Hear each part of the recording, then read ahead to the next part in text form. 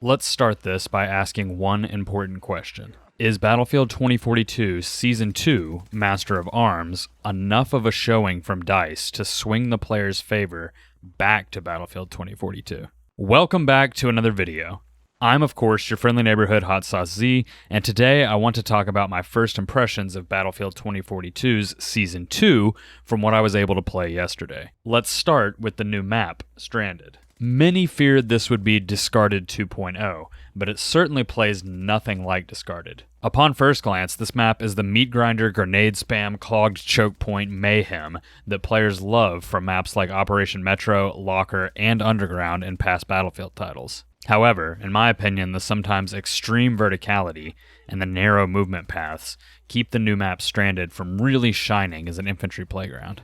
This could simply be a byproduct of not having played the map extensively yet, but it seems like Stranded is missing some of that finesse and design that made the older maps I previously mentioned become fan favorites. Time will tell. That being said, I think Stranded is perhaps the best map DICE has released for 2042. Keep in mind though, that bar is pretty low. Even if Stranded is the best map we have, that doesn't make it a great map overall if you consider actual good maps from Battlefield's past. I played one round of Conquest yesterday to complete my Battle Pass shopping list, and then moved to Breakthrough exclusively as that's where I typically can be found. I thought that the scale of the map for Conquest felt appropriate. It didn't seem like I was having to run 500 meters to travel between flags, which was a pleasant surprise. Because of this, Stranded actually does feel more like a proper Battlefield map, at least as far as spacing and scale are concerned. No vehicles in Breakthrough is a nice touch. It's nice not having to worry about camping tanks or 30 mils raining on me from the heavens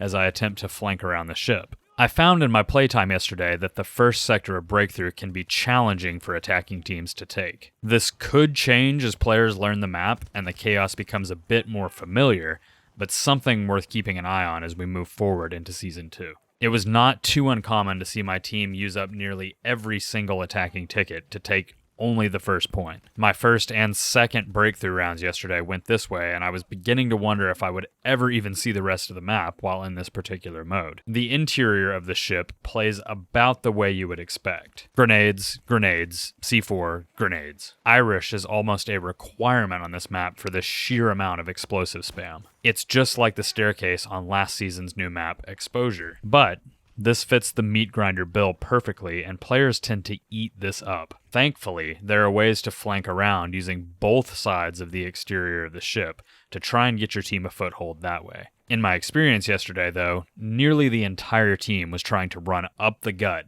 and very few were utilizing the flanking routes. This is another thing that might change as players learn the map. However, as I said before, people tend to love the chaos of the meat grinder, and many players will never even consider flanking because they just love the romanticism of pushing enemy lines back and capturing the interior of the ship.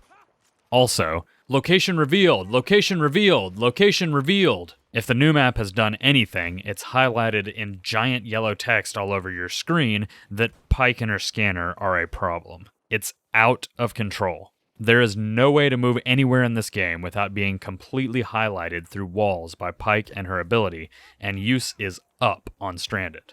I saw on Twitter that DICE is aware of the issue, and reductions in scan time as well as range could be coming to Pike in the next update. Until then, we will have to suffer through just always being highlighted and essentially an inability to even use the flanking routes that DICE provided on this new map. Let's move on though and talk Charlie Crawford, the new specialist introduced in Season 2. I definitely noticed this guy around, but honestly, he wasn't too much of a pain to deal with. DICE surprised me here, as Charlie wasn't too oppressive in any way in my playtime yesterday. His Vulcan turret can be useful and deadly when placed in the many choke points on this map, but it can be fairly easily destroyed or the player can be sniped out from behind the turret's shield. Once players get past the novelty of using a new specialist, I don't think we will actually see very much of Crawford. He has a niche use case that I don't really see many players sticking with. I myself didn't even use him once yesterday. He doesn't fit my playstyle, and I simply didn't even bother selecting him on any of my rounds. Overall, he's a pretty meh addition to the current 2042 roster.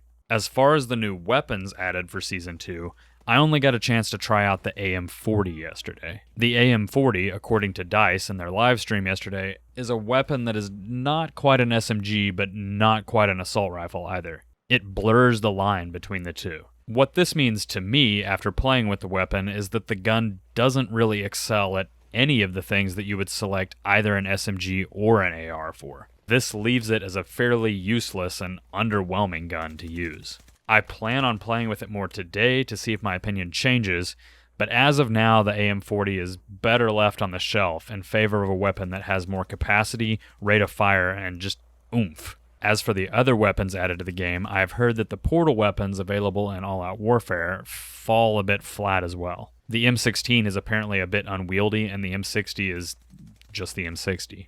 Putting that aside, though, at least we have more than one new weapon to play with, which is an improvement to the numbers we saw in Season 1. Map specialist and new guns aside, I have to also mention the performance of this game as a whole. It's still not great. The netcode feels absolutely atrocious. Expect to die behind cover, and often. The tick rate for the servers is of course still horrible. Some players are reporting nutty levels of desync. It's overall still a huge mess on the technical end, and it really does all add up to sour the experience. Beyond all this, the mouse input still feels utterly awful in this game. It's like trying to have steady aim on a slip and slide in the middle of a bog. This all brings us back to the original question. Do you think Season 2 is enough of a showing from DICE to indicate that they get it, and the game is on the upswing? For me, there's a glint of understanding here in Season 2.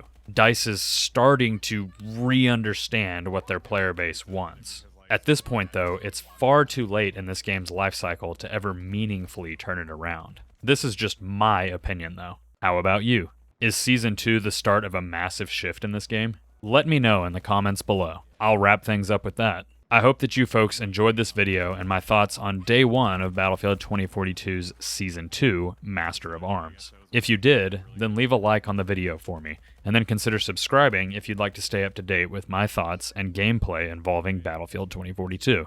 I'm working on getting this channel up to that 1,000 subscriber milestone, so any support is much appreciated.